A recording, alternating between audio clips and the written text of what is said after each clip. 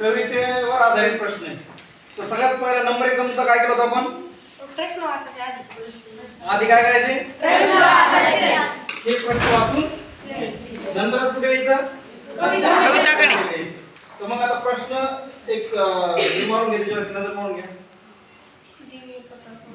मनातल्या मनात वाचायची. त्या ठिकाणी तुम्ही जर बोलत बसले तर सगळं वर्ग डिस्टर्ब होऊन जाईल.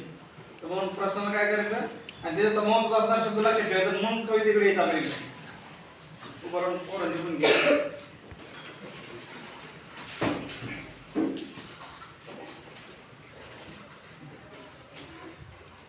प्रश्न सर्वांनी वाचायचे आता. काय रे सर्वांना?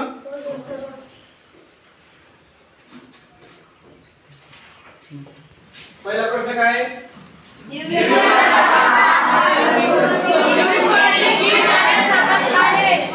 काय काय सांगितले या ठिकाणी? काय काय सांगितले? दिव्य पताका घेऊन कवी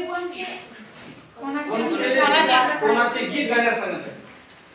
बघा आता याच्याकडे बघा. प्रिय भारत गीते. हात वर करून सांगायचं. प्रिय भारत गीते. कुठं सापडतं उत्तर त्याचं? लास्टच्या 2 नंबरच्या वळीत दिव्य पताका घेऊन.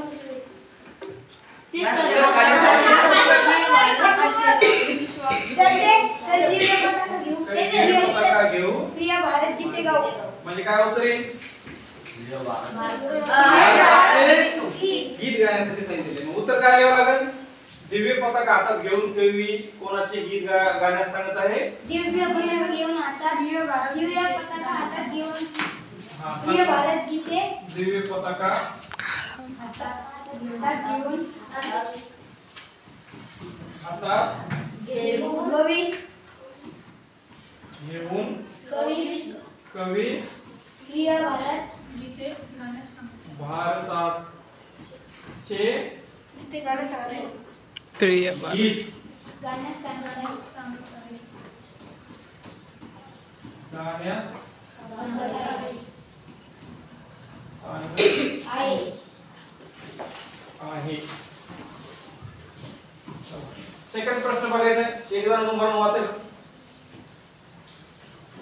लिहू नका, आधी समजून घ्या. वरील कवितेतून कोणता संदेश देण्यात आला आहे? आता कवितेतून संदेश दिलेला आहे कोणता आहे याकडे इथून शोधायचं. म्हणजे स्पेसिफिक उत्तर त्याचं त्या ठिकाणी सापडणार नाही तुम्हाला विशिष्ट. पण वाचल्यानंतर लक्षात येते की काय संदेश दिलेला आहे. ज्याला येते हात वर करायचा, सांगण्याचा प्रयत्न करायचा. सांग कांबळे. भारताची वैभवशालीचं चढवण्यासाठी. तू सांग. सर हिमायनीस बतला थोडंसं आणखी वेगळं उत्तर.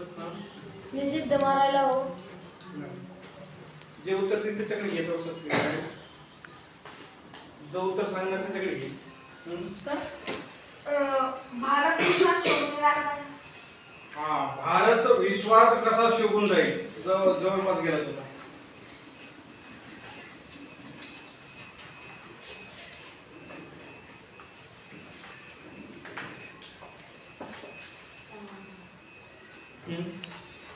आपला देश वैभवी चढवता येईल हे प्रयत्न करेल. आपल्या देशाला वैभवी कसं चढवतील किंवा भारताला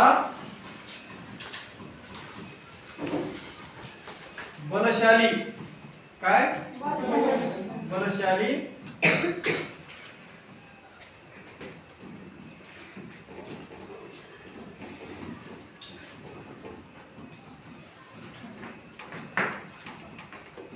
कसे बनवता येईल हा काय दिलेला आहे तिथून संदेश देण्यात आला.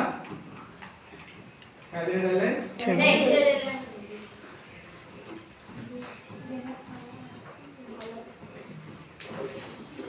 आला आहे. शेवटचा वाक्य प्रश्न आहे या ठिकाणी की भारताला अधिक बलशाली बनवण्यासाठी काय आहे? काय करायचं ते? भारताला काय करायचंय? कसं करायचं? बलशाली बनायचं. तर कोणत्या क्षेत्रात अधिक प्रगती करावी लागेल? म्हणजे असं तुला वाटतं तुझ्या मनानं उत्तर द्यायचे. हृदयात हृदय जोडून सर शिक्षण क्षेत्र. हा, जर भारताला बलशाली बनवायचं असेल तर शिक्षण क्षेत्रामध्ये अधिक प्रगती करावी लागेल. श्रीकांत.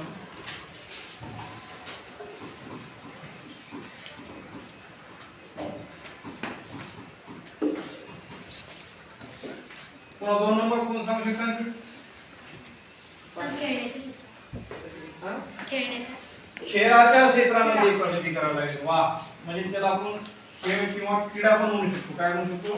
खेळ किंवा क्रीडा. क्रीडापटूंची नाव तुम्हाला माहिती आहे, वेगवेगळे क्रिकेट असू द्या, कबड्डी असू द्या. त्याच्यामध्ये जर चांगलं आपण प्रगती केली तर भारत काय म्हणू शकतो? त्याचं नाव सगळ्या जगामध्ये होऊ शकतं. क्रीडा क्षेत्रात प्रगती करायला लागेल. पुढे काय प्रकार? तर अशा पद्धतीने तुम्हाला उत्तर द्यायची असतात.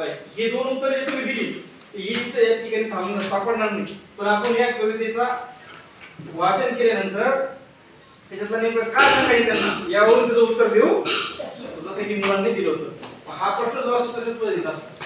2 मार्काला आहे. किती आहे? 2 मार्काला आहे. म्हणून तो विचारले की जसं थोडासा वेगळा जाईल ना. आणि बाकीचे प्रश्न किती मार्काला आहे?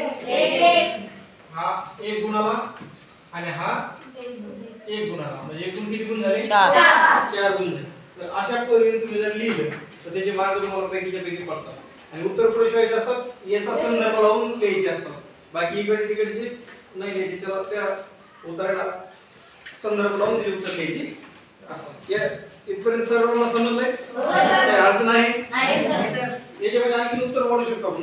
वाढायचं असतं तुम्हाला तुमच्या मनानं वाढायचे हे तर तुम्ही जास्त वाढवलं. त्यांनी 2 विचारले तुम्ही 4 लिहिले पैकीच्या पैकी आणखी जास्त मार्क पडतील. त्यांना वाटेल याला या कवितेबद्दल किंवा या प्रश्नाबद्दल चांगलं ज्ञान झालेलं या ठिकाणी आपण थांबू.